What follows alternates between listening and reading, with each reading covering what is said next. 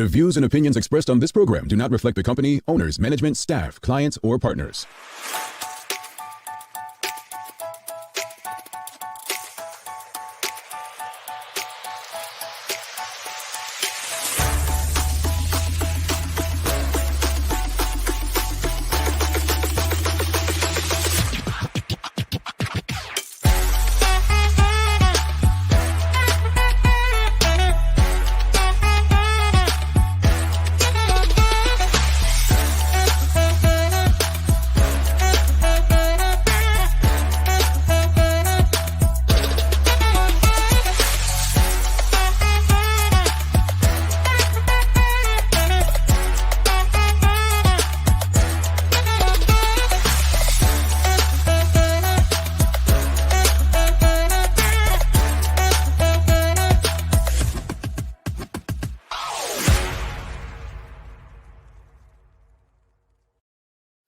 It's Monday, the 22nd day of August, 2021. Welcome to the Daily Hour, brought to you by Medical House One Communications and Lindos. I'm Jamel Hartman, along with Sherri Vanderpool and Larry Marshall Jr. Leanna Lambert will be with us a bit later to bring you the latest in her news break.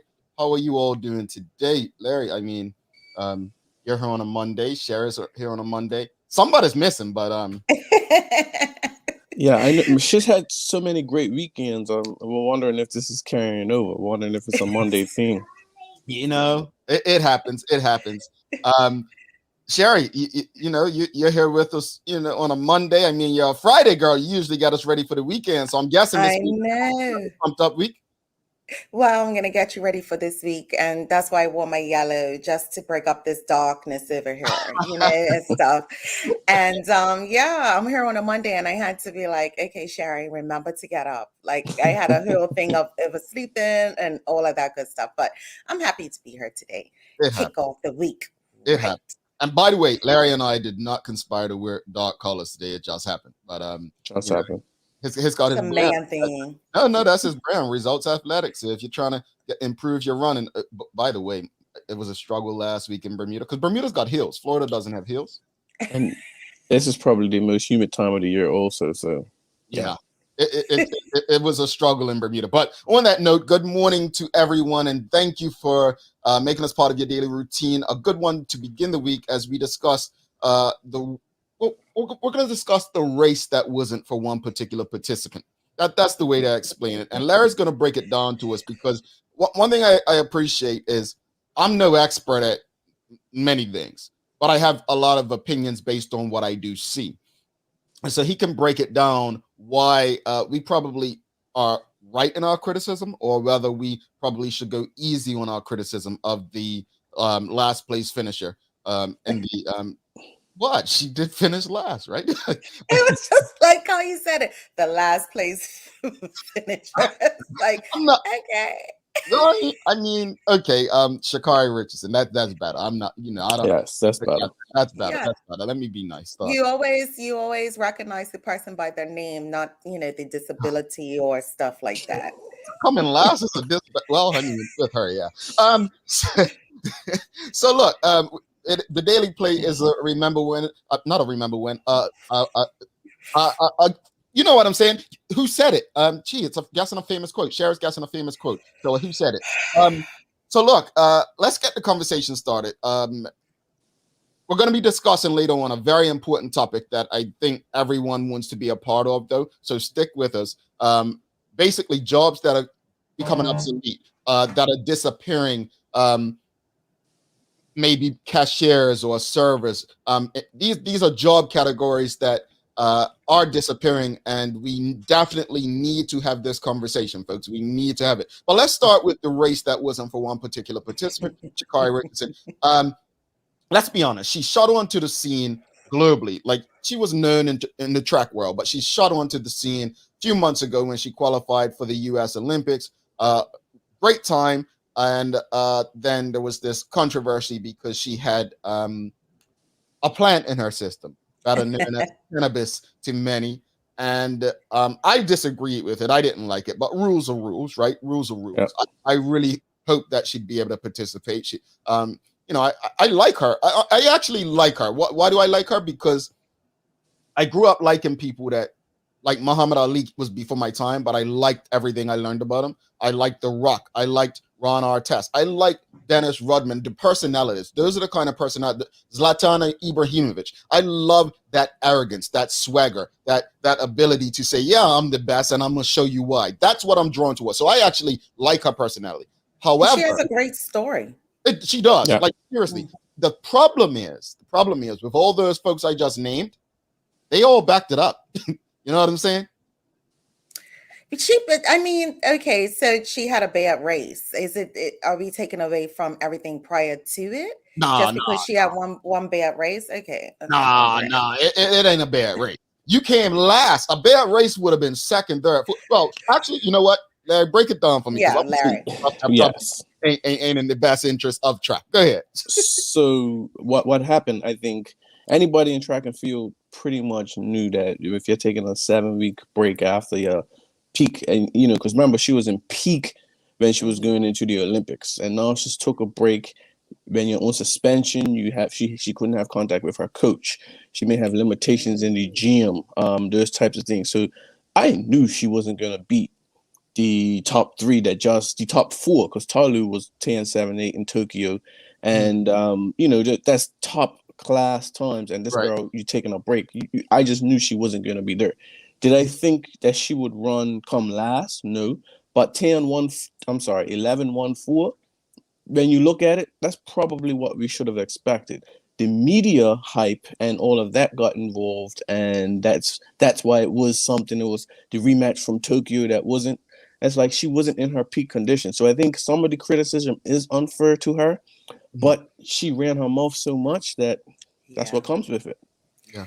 But is she wrong for running her mouth? I mean, when you talked about this previous athletes, they all ran the mouth. Yes, they backed it up, but that's who she is. She's ran her mouth from the beginning. Would we expect any different for her to be suspended and to humble her? Like, really, I didn't expect her to come any other way. She had something to prove. I think most people are okay with her talking her mouth, but for me, I'll speak for me. I love her personality. It's something different. It's something that the sport needs. Tons of people watch track and field that don't normally watch track and field on Saturday. And I think for me, it's the lack of kind of respect that she gives her competitors, as far as the Jamaicans. We're talking about Shelly Ann Fraser, who the two-time, arguably the greatest sprinter in the world, Elaine Thompson, the defending champion, two-time defending Olympic champion. Sorry, we're talking about greats, and it just seems like it came about her when the Olympics just finished. She was like, "Miss me yet?" It was like she was trying to take shine away from their Right. moment. Right. I think Yeah. a lot of people were turned off from that. She didn't even go over and congratulate her or anything else. And then, she did run her mouth on after to the commentator. And it was like, And yeah, okay. that was a bad look. Yeah, But it was. then it was another video where she actually was more humble, and I think I'm just speculating. Maybe her sponsor said, "Nah, you better go back out there and you better correct this." And she came out and was like, I'm happy for any woman, da da da da, and so on. Now, here's an interesting question from Elmore Warren. Was economics involved, Larry Marshall Jr. Does benefit here in any way? She was completely driven by economics, because she probably shouldn't have ran pre, but she's sponsored by Nike, and that is the biggest track and field meet in the US. So all the top Nike athletes had to be there. If you don't, you got a reduction in your contract, and she's getting big money by Nike. And you saw the commercial that was kind of being done. You could see where the push was. The problem is that Nike isn't run by coaches, so but she had to kind of drive it. At the end of the day, that's her bread and butter. So it's not just her, it's kind of other things in the background that fueled that moment, and unfortunately she's got egg on her face. Yeah, I think it's interesting to me because I think we should be here celebrating another clean sweep by the Jamaicans, and obviously the American media is a powerful tool, right? Yes. And here we are, not part of the American media. We're actually giving her more shine than what we should be discussing. And the this is deeper than this race, folks. This has really divided Black people, African Americans, and I'm not going to say all, but there's a certain segment of African Americans that have already been derogatory towards Africans and Caribbean Black people. Yes. I mean, when the Olympics were taking place, Tariq Nasheed was referring to Jamaicans as oxtail Twitter, right? This only made it worse over the weekend, right?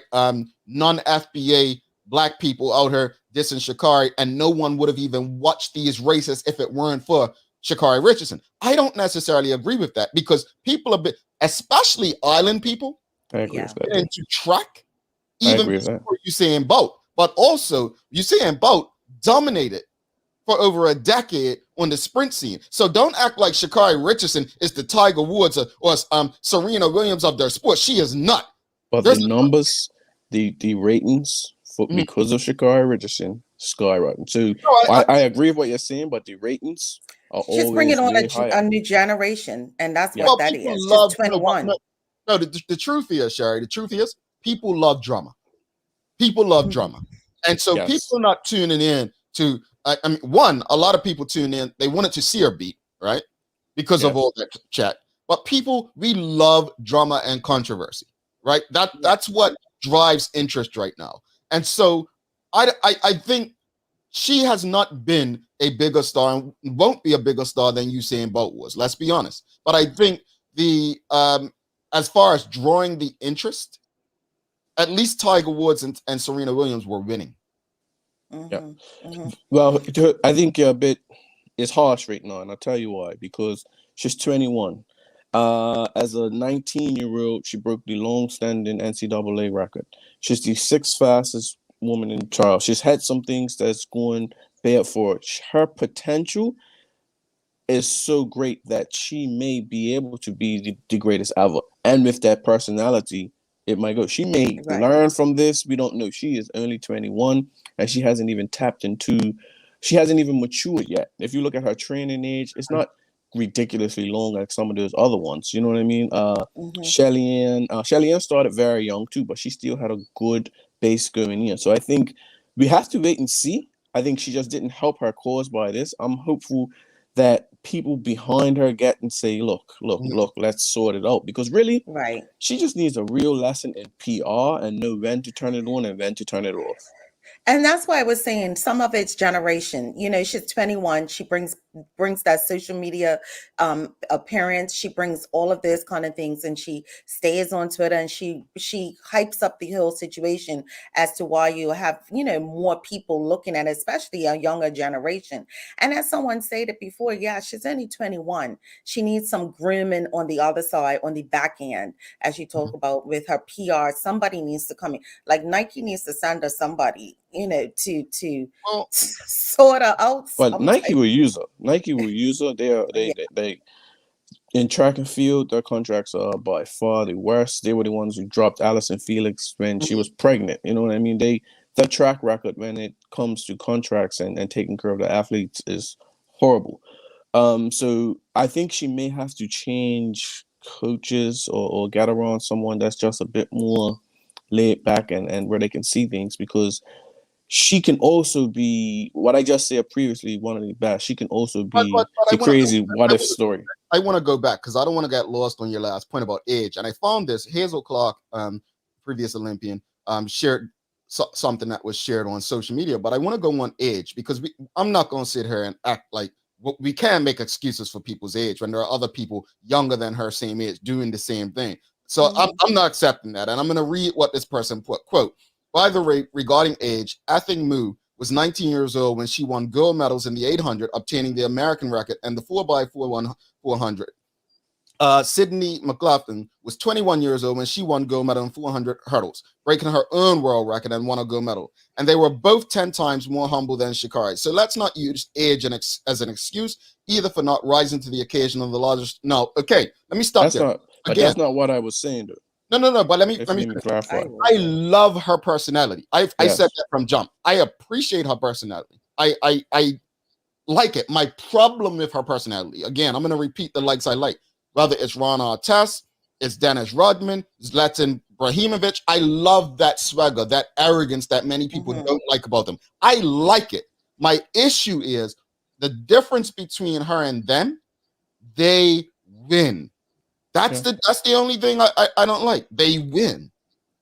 Yeah. But I mean, winning and yes, they do win. But do we not cut her some slack for just what Larry said? You know, she had a 7-week off Oh period. yes, absolutely. Yeah, but So she go built ahead.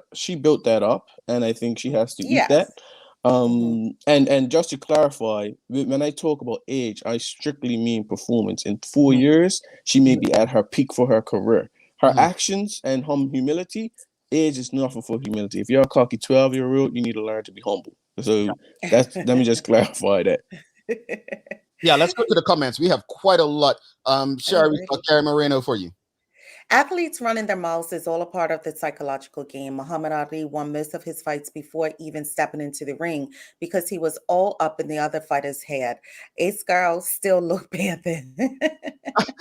But the thing is, that's why I like her. I'm like, but you just got to get out there and perform. You just have to get out there and do it. Rashida Godwin's responded to the division on social media regarding this.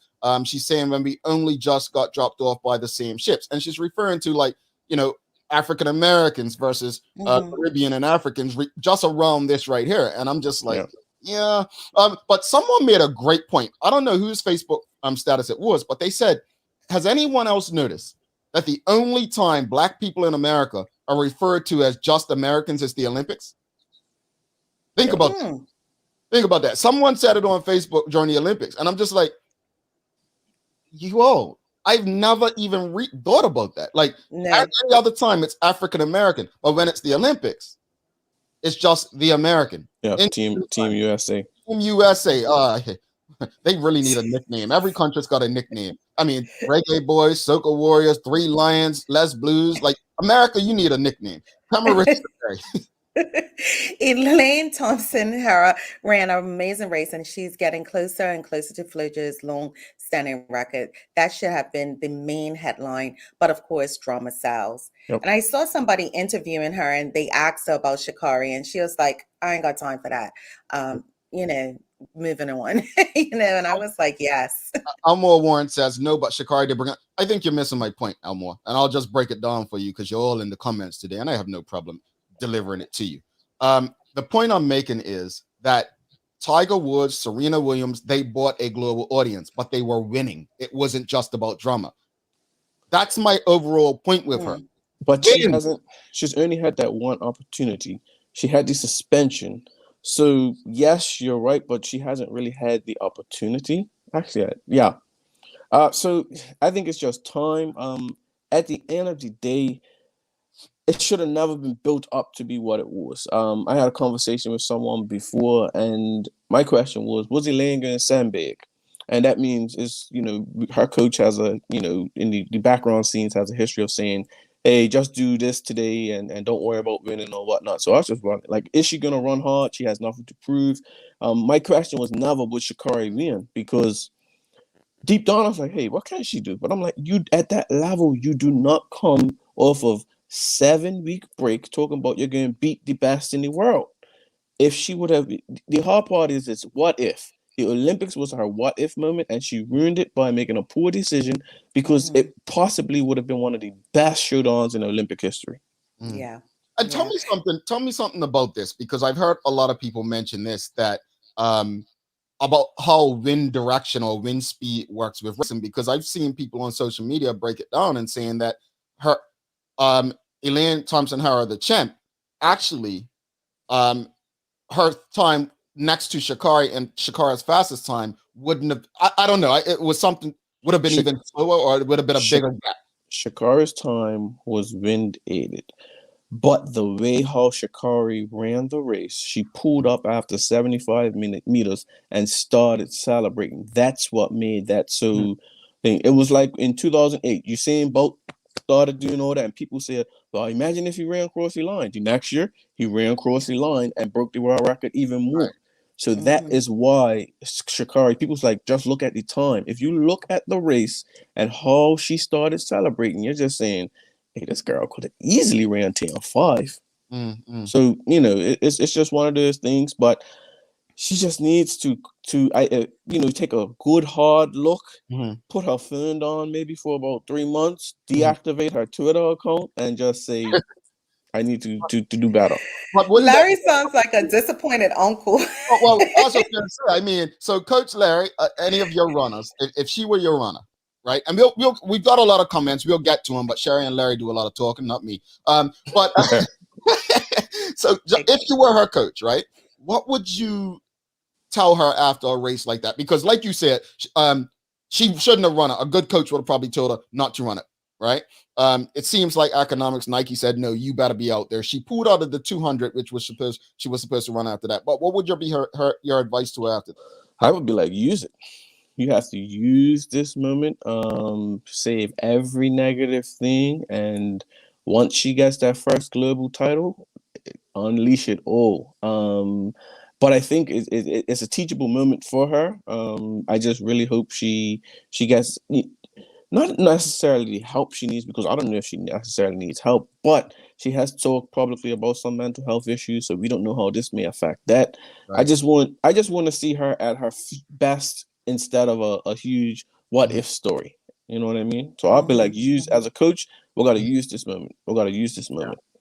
All right, Mia Hartman says they've only watched because of her loud mouth. Let's see if her legs are just as big. Not, she just needs to humble her. Okay, I got it. She just needs to humble herself. I'm sorry, I try to read as I see. Teresa, Sherri. Like a disappointed uncle. That's what you said. I was more disappointed at the Olympics, not this. Karen Simmons, Larry. As spectators, we only see the end result. The race is not the training or lack thereof, Sha'Carri. Sha'Carri didn't train over 7 weeks, and that is extremely long time in sprinting. Yep. And I want to say thank you for shedding a little bit of light on that, Larry, in regards to like not having access to coaching and stuff. That's the type of coaching and guidance she needs. But good luck to those working with her, because she comes across as super stubborn. Go ahead, Selena.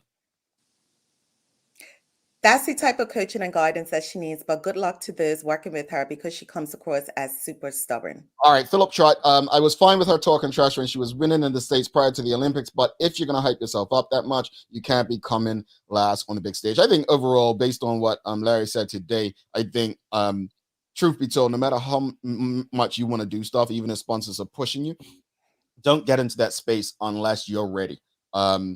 It's not just going out there and running like because you believe you're fast. I mean, as you saw, she did not look prepared. She looked like she was hopping rather than running. But appreciate the insight, Larry. Anything you want to tell those who are overly critical about what, like something about track that people just don't understand, because Twitter was harsh. It was one race. Everyone, if you knew a track, you would say, hey, you have to hold a peak, and she was not in peak condition, but she'll be back. All righty, let's bring Leanna in. Hey, Lee, how are you? Morning. Good morning to the disappointed uncle. That's him. That's him. So look, all right, flats. Oh wow, and she's not. Okay, wow, like you didn't have to. No, he did though. But Lee, were you able to watch the race, or you were just? I didn't watch the race, unfortunately. I was in a wedding over the weekend, so I did not get a chance to tune in. However, I saw when my phone started lighting up, I said, "Oh, I thought she actually had won," because I saw the video first, and then anyway, I got it all mixed up. She came last. So I'm gonna say ninth. That's the politically correct way. She came ninth, right? Yeah. All right. Following that note, Lee, let's get on to the news break. Enough about the ninth place finisher. Over to you.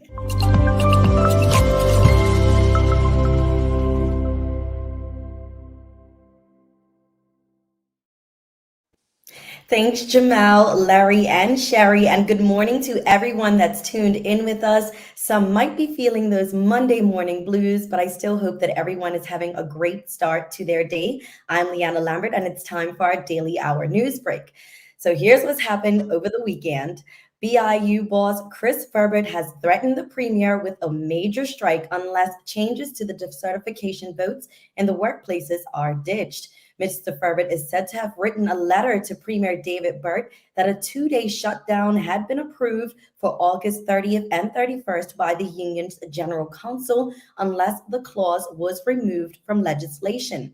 Mr. Ferbert warned Mr. Burt that the stoppage could escalate to a general strike, but the government is also sticking to their guns and has refused to back down. Now, acting Premier Walter Rabban said the call for a general strike is quote unquote most unfortunate and unnecessary. He went on to say that the government stands firm in its position and that it has no intention of amending the legislation. Now, the BIU threat came after a months-long row over who could be eligible to vote in workplace union decertification ballots. In other news, the number of COVID-19 cases has risen to 124 after 35 positive test results were logged last week. Now, the results came from nearly 7,500 tests carried out between last Monday through Wednesday. One person is in the hospital's intensive care unit, while the other remaining 123 are under public health monitoring. Now, the vast majority of active cases, 102 to be exact, are of the Delta variant, while the remaining 22 have yet to be determined. Now, 50 of those current cases have been fully vaccinated, while 74 were not.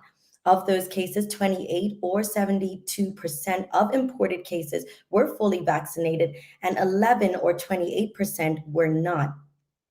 Lawyers are to blame for the number of delays in criminal trials, which have caused a backlog of cases. Now, this is according to Chief Justice Narinder Hargan, who said members of the legal profession had failed to appear in court or submit documents in advance of trials.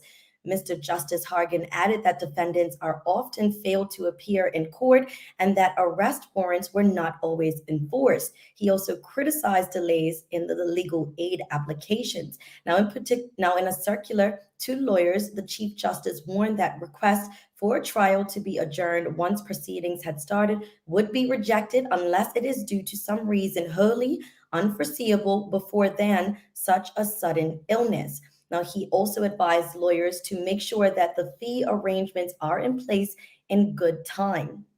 And the island had a rather impressive distinction, having 3 Bermudian athletes or triathletes in action in the World Championships in Edmonton, Canada over the weekend. Flora Duffy competed in the Women's World Triathlon Championship Series Grand Final, taking the bronze medal in the event and giving her enough points to add another world title to her belt. Extremely impressive resume, and making history in the process as she became the first ever triathlete to be crowned both the world and Olympic champion in the same year. Erica Hawley finished 22nd overall in the women's under 23 world championships, while Tyler Smith competed in the men's under 23, where he finished 19th. Taking a look at today's weather, we have a high near 87 and a low near 79 degrees. It will be another sunny start to the day. Dominant high pressure maintains dry weather as well as mostly sunny days and partly cloudy nights over the next several days. However, an inverted trough may bring a couple of passing showers on Wednesday. That's all for our daily hour news break. Let's head back to Jamel, Larry, and Sherri in the studio for today's Daily Focus. All right. Thanks so much for that, Lee. Thanks again to Larry for joining us and educating me. I don't know if he educated you, but educating me. Hey, sometimes you need to learn. But real quickly on that news break, did you say something about it sounds like Don King's needed for the premier and the union, huh? The government and the union. Listen, somebody's gonna have to wave a white flag eventually because this is about to get messy. I'm here for it. No, seriously. Hopefully, they can resolve things before that comes. We definitely don't need to go there at time right now. But thanks so much, Lee. I miss you guys on weekends. But well, Michaela, folks, just to let you know, it is first day, so she's probably crying right. Well, she's saying good morning. She's probably crying right now. We're gonna talk to her tomorrow about her Monday. But Thanks so much, Lee. We'll see you tomorrow. No worries at all. See you Bye, later, guys. Lee. Another great one. All right, Sherri. So when we come back, we're going to be discussing the top jobs in the U.S. and what they say about the U.S. The U.S. coughs or sneezes, and Bermuda catches a cold. Well, Yes. Yep. So we're gonna come back, and this is a very important conversation, folks. Job automation. We're gonna discuss how it's impacting Bermuda, and so you do not want to miss this. You might want to share it, and you might want to get on this discussion to make sure that we're well prepared for what comes next in a smaller job market. We'll be right back. Mom's celebrating her 70th birthday next month. Have you noticed her age is catching up with her? Yeah. Plus, she's having a hard time getting up and around like she's used to. I would sure hate to see her fall. At Medical House Limited, we can help make life situations easier. We have electric beds, motorized scooters, bath stools, walkers, you name it. Mom's been real good to us. We'll get her birthday and Christmas gifts from Medical House. Medical House has relocated next to the Dendy Town Field, number 6 Bakery Lane, Pembroke. Telephone 292-3622. We're welcoming back the often featured Whole Food veterans Bragg Live Food Products, renowned for their live probiotic organic raw cider vinegar and savory seasonings. Paul Bragg is the man behind the products that has originated health food stores, restaurants, and spas, and promoted nutrition education through the media, helping lay the foundation for the enlightened way we make healthful choices when we shop for and prepare food. This month we're featuring Bragg Organic Raw and Unfiltered Apple Cider Vinegar and Organic Extra Virgin Olive Oil. Lindo's, why go anyplace else? All right, welcome back to the big show. She's Sherri Vanderpool. I'm Jamel Hartman. It's the Daily Hour brought to you by Medical House One Communications, Lindo's, and our friends over at Channel 82, where you can stream this and many other locally produced shows. So today we're going to be discussing job automation, right? Are you prepared for job automation? What does that mean? We've done some research and we've had the Hamilton Project. We'll share this on our social media platforms, but it's something that we need to be prepared for. I know many people in many spaces keep saying, oh, we need to prepare our children for coding, get them into coding this, coding that. Not every child's that's not going to be their strong point. It's really not technology. But folks, what does job automation mean? And are you prepared for it? Job automation, when you look at the top job, let's do something. Let's do something with the audience. Okay. Sherri, the first person to guess the number one job title that is at risk, gets a voucher to one of our sponsors. The first person in the audience who types and guesses the number one job at risk due to automation, we're going to give them something. So, folks, regardless of where you are, wow, someone got it that fast. Let's see how many others. Everyone's saying the same thing so far. But the question is, what is the number one job title? Wow, everyone's getting it. So Linda Tucker said it first, but everyone's saying it. It's cashier. It's cashier. Yeah. It is. And the Chica Trot actually got the second one, which is retail salesperson, but cashier. We have salesperson, customer service. Most people cashier. Davida O'Brien says call service, cashier. So cashier is the number one in the US. And obviously that's going to be pretty much for Bermuda. Now, I've said recently on this show, Sherri, that any business in Bermuda, mainly retail businesses, grocers, pharmacies, that still have cashiers are actually doing a service to the community. Correct. I feel that way because when I go to my local Target up the street from me, there's 22 registers and not one has a live person there, right? You have to go to the self-checkout.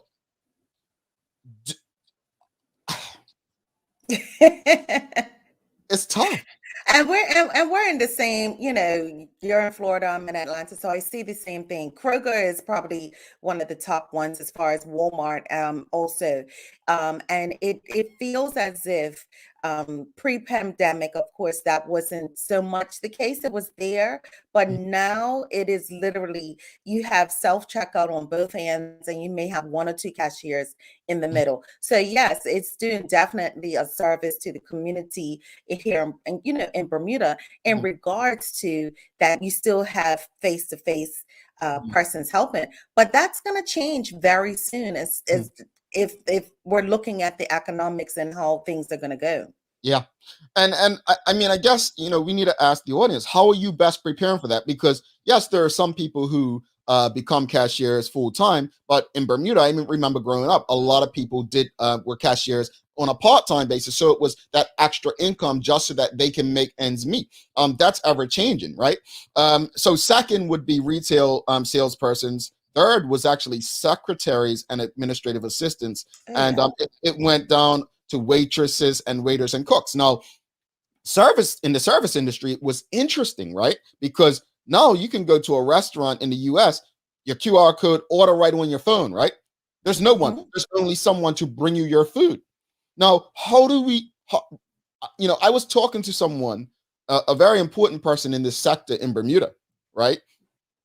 How are we going to address this? Because all of these years, Bermudians' complaints were there were non-Bermudians coming and taking the jobs, right? Now, what do we say to automation? Well, the thing is, and as we know, Bermuda, like you said, America sneezes, Bermuda catches a cold. But the thing about it is, we're slow in moving in those directions that it will take some time. Now, the question is, as you said, we always complain that Bermudians aren't in these positions, and the question is, are Bermudians going to rise to the occasion to even indicate that they need to be in these positions, or these positions should stay because of them, to give the tourists and everybody the Bermudian flavor that it needs? But are we going to rise to that occasion? Yeah. Sheldon Eugene Fox, he says, I hate self-service at Target/Walmart because I'm doing the job of the cashier with no discount and no pay. That's free labor. But Sheldon, you still shop there, right? And that's the whole point. I mean, you still shop there. So, I mean, they're still winning. I get your complaint, but you still shop there. Philip Trott, Sherri. I saw a post wondering why a certain bank in Somerset Village only had one teller on a Friday. My thought was, this person has social media, but is still using a teller. I thought that was weird. Okay. And Elmore Warren actually says receptionists are gone and phone call help desks are gone too. Well, Elmore, that was on the list, I believe. Receptionists and information clerks was right under the waitresses and cooks. Now, waitresses and cooks, since they're being replaced by robots, as I just mentioned, the servers are being replaced by technology, but the cooks, I found interesting, being replaced by robots, right? Yeah, it's interesting. I don't see that happening in Bermuda anytime soon, as far as having a robot to cook your food. Like, do they really know how to do codfish, potato, and all that the way that they need to? I don't see that happening. But in the, when you talk about America using that, yes, they have so many fast food restaurants. Everything is already pre-done. All it needs to do is be put together and put out there. But I don't see that happening for Bermuda. As far as like service centers and stuff like that, you've had virtual assistants for a very long time, and people use them quite often. There's so many applications, so many websites and different things like that for people to use that doesn't require an actual person to handle it. Yeah. And Terry says, I love self-checkout. She probably loves, she doesn't have any attitude. But I'm just saying sometimes. But no, it's interesting. And I want to see, how Bermuda and Bermudians are going to respond to this change in dynamic, because, we have to prepare ourselves, right? And it's not all doom and gloom. It's not, because in this same research paper, and this is actually research, folks. This is how research is done. It's not just about finding something that aligns with your opinion. This is actually an actual real research, and we're going to share it so that you can all have a look. But do you know what the number one job title is? Let's do another contest. If you can guess the number one that's not going to be affected by automation, the number one, I would have thought it's going to be a funeral parlor or a doctor or something, but it's actually surprised me. Can you guess the number one job title according to this research paper, right? The Hamilton Project, based on the automation risk score? that is lowest automation risk. They have the lowest risk of disappearing. Number one, nope, it's not sanitation. I don't think anyone's going to get this one. I think cashier was easy. No, it's not waitresses service. Wow, somebody got it. I'm not going to share yet. Sanitation, it's not. But someone got it. Someone got it. And I am shocked someone got it. I am absolutely shocked that someone got it. Wow. I'm shocked. Sherri, I have a feeling. Okay, sorry. What were you going to say, Sherri? I was going to say I had a feeling of who I thought was going to get it, but they didn't. Well, Yeah. or they didn't get it first, but It's actually elementary and middle school teachers. So daycare, I'm going to throw that in there. And I believe David Michael R. Wilson said teacher as well. I would have thought people saying teacher, lawyer. Karen Simmons says radio personality. and that's who I thought would have got teacher. That's the funny thing. I agree, Tamara, with entrepreneurs, right? Renee Charlene Simmons, Sherri. The next requirement will be technical experts to fix and repair this Correct. auto kiosk. The field of artificial intelligence will be the career of tomorrow's students. Yeah. Correct. Yeah. Medical personnel, I would have thought was the answer to Nachika Trot. I was surprised it was actually elementary and middle school teacher. But like I said, I'm gonna share this because I want everyone to have a read of this. Mm-hmm. I think this is good research right here that I think we should have a read of. So the job titles least at risk that we came in this Hamilton project where number one was elementary and middle school teachers. Number two was registered nurses, right? Mm-hmm. And I remember when I first started college, it was right after September 11th, and they were saying there's a shortage of nurses, and that problem still exists today. So registered nurses. Number three, what's interesting to me, chief executives, right? Chief executives. Number four, first line, supervisors of office and admin support. And then you have marketing and sales managers. So you know how they said retail salespersons and cashiers were on the other end? Well, take those skills and learn how to be a marketing or sales manager. Like some skills are transferable. So we've discussed that on the show before about transferable skills. And then you'll round it out with physicians and surgeons as, we most people probably thought. It just sounds like, of course, all the frontline personnel, but that wouldn't be an issue for them, which means that everybody underneath will be, as the research also should, and we should highlight what ethnicities and races will be affected by this is very interesting and a concern, and it should be a concern for the Blacks, the Hispanics, and everybody else in those fields. That was very stood out to me, and I was just like, wow. Well, Sherri makes a great point. And do you want to share it, or you want to make them read it in the article? Because what do you think? Make them read it, but just know that I touched on it. Yeah, seriously, folks. I gotta appreciate my sister Sherri reading the article, right? Because she could have just been like scope, but no, it actually dives deep in terms of who's going to be impacted by these race-wise, and it, Black, Hispanics, whites. It breaks it down. So again, folks, read it when we share it. Tamara Richardson, Sherri. Doctors are actually being replaced. Telemedicine. Many remote communities don't have presence of doctors per se. Everything is at risk as AI improves. Yeah, artificial intelligence. Okay. Yeah. Philip Trott says sales is huge. I can definitely see that still being a need. Well, here's the thing why sales is always going to be there. Because regardless of the business, there's always going to need to be people to drive business and grow revenue. So if you're in sales, and sales is not easy, folks. Let's be clear. Sales is not easy. To get people to spend money, to let their money go to you, it's not easy. So, but there will always be opportunities in sales because a business is always going to be looking for people who can grow their business, increase their revenue. Yeah? Exactly. Sherri. I'm excited to read this so I can geek out. she's gonna love it. She is going to love it. Philip Trott says, if the doctors aren't present in the first place in these remote areas, can we really say they're being replaced? Well, Well, go ahead, Sherri. yeah, I can say that they are, because when you talk about, at least in Bermuda, we go to the doctor. Here in the United States, they don't. They want to screen you and make sure that you even need to even come in. So even if it's in a remote place or not, you have tele doctors, you have tele nurses, and all of those type of things. So it is possible. Yeah, it's interesting. But here's the question for the audience: are you prepared for job automation? Is the job that you do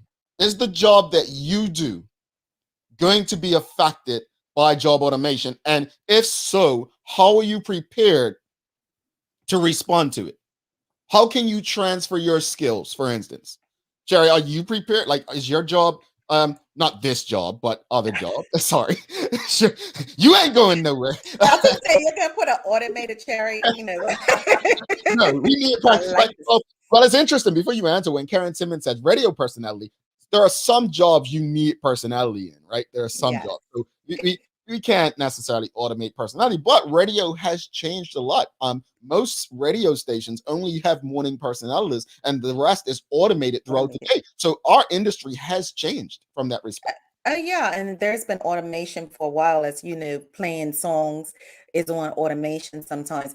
I might prepare for it. My job right now is virtually, and it does require some human contact and some human eyes on situations. So I don't think necessarily my particular job would be, and it's all, in the social work type of field. So when you're dealing with those kind of situations, may not. Now, will I need to elevate it to probably a managerial position? Of course. So we'll see. Yeah, indeed. Let's go to the comments. Michelle White, Sherri. With this information available, education should focus on getting students ready for the potentially automated job categories. What would you like to be when you grow up? To discuss what it would look like automated, then encourage that to be their focus. Yeah, I could agree to that. I could agree. Is your job, are you going to be automated, Jamel? Are you prepared for that? Me, always. I mean, I think, we've had this conversation before on this show. I think where we should all prepare for redundancy, regardless of what we do, our title, our pay, our company. We should all be prepared for redundancy. So as far as job automation, regardless of whether you're a cashier or an accountant, I think we should all be prepared for it. One of the jobs that surprised me on that was at risk was accountant, but with the ability to do so many things via the different programs, it's not so surprising. But I'd encourage everyone, regardless of their title, regardless of what their responsibilities, to prepare for it. We just don't know. Carmel Mitchell Jones, thank you so much. And we're going to reshare it as well. This is the article right here, the Hamilton Project folks that we are reading from. Thank you, Carmen, for sharing it. We'll share it again for those not on Facebook, as many places as possible. But she did ask a good question. Are these jobs likely to be automated for the foreseeable future or just in COVID times? Well, while this research was based on COVID times, keep in mind that cashiers were being replaced long before COVID. Many of these positions were being replaced. But I want to mention something based on a comment you made earlier, though, Sherri, is that when we go past restaurants right now, at least in Florida, especially fast food chains, we're hiring signs up everywhere. We're hiring, right? A lot of jobs are open down here. And so automation hasn't necessarily reached in those spaces yet, because these places. So the question is, well, what are the other jobs people are doing? Do they see automation coming and they're preparing differently? Yeah, definitely. And yeah, here in Georgia as well, hiring signs everywhere. So my thought on that is that we're going to top heavy the hiring. We're going to do all of that. And then it's going to be a time where they're going to have to streamline back again. But as more as COVID is still prevalent, and it will be moving forward, you're going to see more and more people also choosing not to go into restaurants, choosing not to be in situations where they have contact, especially when COVID is no longer something that happens over there, but it happens closer to home. So Yeah. we just have to be prepared for it. Yeah, indeed. It's an interesting discussion. And I will just tell, like, I'm not one to give advice in this, but I'll say, oh, interesting. James Burgess says dock workers are category probably to be replaced. But again, they have machinery that they can be replaced, right? That wouldn't be good for the union, but that could happen. But I think someone else mentioned earlier, when jobs are replaced with technology, there's going to be people that are going to be needed to keep the technology going, keep it updated, keep it going, right? Absolutely. Terry is preparing. This is her way of prep, and this is something that we all should be doing. She says, I'm preparing myself now, multiple streams of income. This is it, folks. This is it. Uncle Warren Buffett's told us about this for years. She goes on to say, I'm also in the tech industry, so I keep up with the trends to see where I may need to pivot. Now, Terry, I believe, does coding as well. So she is one of those people who's already in that space. But honestly, folks, if you like, we need a better prepare. One of the things that I see happening too often, especially, and I'm going to say it with Black people or people in lower end jobs, as they call them, we are not prepared. And we can't believe that a job is a guarantee or owed to us. It's not. Most businesses exist for one reason and one reason only, and it isn't for a service to the community. They exist to make money, as much money as possible. And if they can make as much money as possible without having to pay you and me and others to do the job, that's exactly what they're going to do. Sherri, any final thoughts on this topic? I agree with Terry. You get yourself prepared with those multiple streams of income and make sure that some of them are automated streams of income where you don't have to put in a whole lot of work, but just prepare yourself as much as you can and educate yourself moving forward. Indeed. All right. Let's see if I think there's a couple more comments. Let's go through these comments. Carmen Mitchell Jones, Sherri, and then I'll wrap it up with Manuela John. With automation, I would think there can be a shift in efficiency and prioritize what is needed in a business while allowing for more downtime. Yeah. And Manuela John says, observing the difficulties of some businesses of hiring may cause those businesses to automate, no coming back. Well, interesting, because I'd love to get an HR perspective on this. This is a conversation I think we need to have a bit more often and have some experts on to discuss it, like a Craig Simmons from an economic perspective, maybe have our friend Carla John on from an HR perspective, because they are in spaces where they can give, I guess, more direct feedback in how they're addressing it economically and from an HR perspective. So appreciate the conversation, everyone. We're going to take a quick break. Do not go anywhere. We'll wrap it up. Daily Play, Daily Inspiration, Sherri and myself. Sherri on Monday, folks. It's going to be a good week.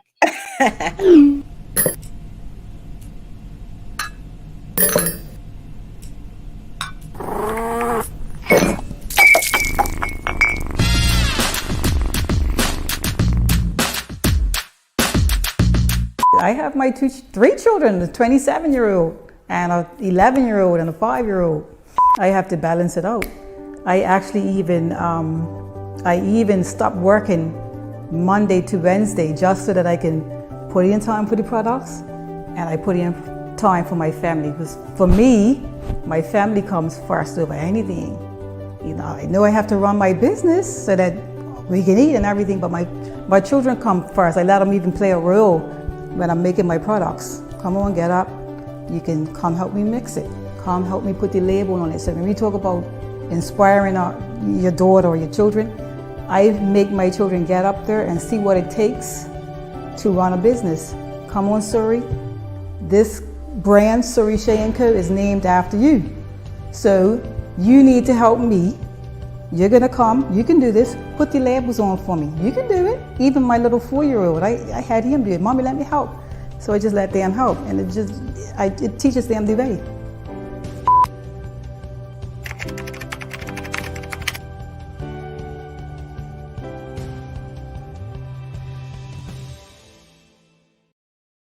All right, welcome back to the Big Show. Thanks again to BEDC there. Every third Monday, you can catch a conversation inspired by the BEDC. Thanks again to Medical House, One Communications, Lindos, our friends over at Channel 82, everyone who continues to support what we're doing here. Time for the Daily Play brought to you by Heineken 0.0. Great taste, no alcohol. Sherry, are you ready? No. Oh, she's not ready. Perfect. This is perfect. She's not ready. Folks, you know how it works. If you guess the answer before Sherry, you get a gift from us. Linda Tucker, don't forget to email us at engage@thedailyhour.com to collect your voucher for guessing right earlier. Anyone who hasn't got a response yet, don't worry, you'll get one. Engage@thedailyhour.com to collect your winnings. Here we go. Wait, can I call a friend? Do I Nope. have I have a shout out to anybody? The audience is your friend. The audience is your friend. Here we go, folks. Your time to win. And this is actually a shout out to Sha'Carri Richardson because, like I said, I actually love her swag. I just need her to back it up. Here we go. Quote: "If you have no confidence in self, you are twice defeated in the race of life." End quote. Sha'Carri Richardson. All right. Okay, say it again. Say it again. All right, help her out, folks. Who said it? If you have no confidence in self, you are twice defeated in the race of life. End quote. Usain Bolt. I'm using just words. I don't know, Jamel. I'm going to give you a hint. You got to ask for a hint. It was one of the, wow, someone got it one time. I think they Googled, but an activist, a leader, and game changer, born in Jamaica. What is that you saying? Who else? Elaine and Marcus Garvey. Marcus Garvey. Lord.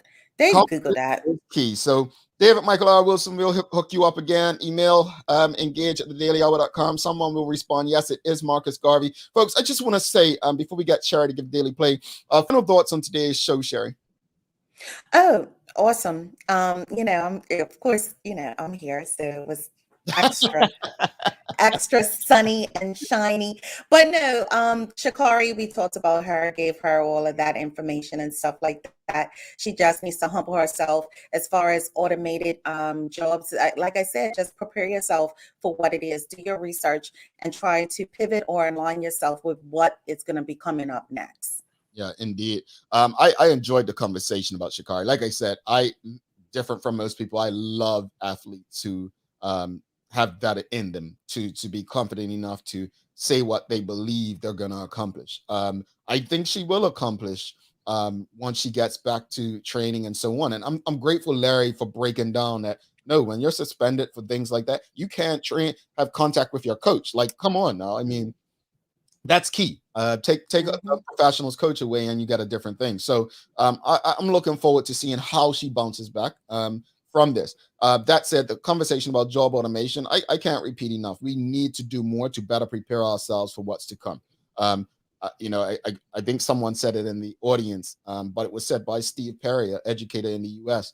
Many years ago, that we need to be preparing our children for what doesn't yet exist, right? So that's what public education's for. I want to just touch on Bermuda. I have a lot of observations. Obviously, I just returned from Bermuda yesterday, first time there in 2 years, and love Bermuda. I honestly miss my friends, miss my family. Glad I got to spend time with my family, see my mother, see my nana. There's never enough time. What I will say, there's lessons from this, folks. Take time for family and friends. I stupidly was not on vacation, so I didn't have enough time. Number two is a lot of observations about Bermuda that I'll share at a later date. But people, slow down. Bermuda, the hedges are not in your favor. The trees are not in your favor, right? When the Bermuda, I just came from visiting. I observed. Trees hanging out in the road. Can't see around bends. All you need is someone coming a little fast and someone pulling out, doing the right thing after looking both ways, and bang. Yeah. We've got to do better. And we can say, oh, well, government needs to trim these hedges. But I can say we just need to be a bit more defensive in our driving, more cautious, considerate, and respectful. Sherri, I know you've got some daily inspiration for us. I do. Something to kick off the week right. No matter how hard it gets, stick your chest out, keep your head up, and handle it. I love Who that. said that, Jamel? Oh, I said don't that? know. I have no idea. The great Tupac Shakur. My boy, too peasy. Oh, I love it. I love it. No, we missed you in Bermuda last week, Sherri. So we'll definitely make sure that we get together when everyone's in the same place. But on that note, it's been a pleasure having you today, and we'll see you again on Friday. And Michaela will be back tomorrow. I'm gonna let her tell you why she was out today tomorrow. She'll probably still be crying, folks. But no, I'm not gonna crack her with Sherri. I'm not gonna throw on the bus. I'm not gonna do it. I'm not gonna do it. But Sherri, thank you. No shade here. But thanks again to our partners, Medical Oils, One Communications, and Linda's for ensuring that we're able to do this with you on a daily basis. As always, we appreciate you, we love you, and we thank you for making us part of your daily routine. If all goes well, we'll be back to do this again with you tomorrow. She's Sherri Vanderpool. I'm Jamel Hartman. My friends, do make it a great day. Peace.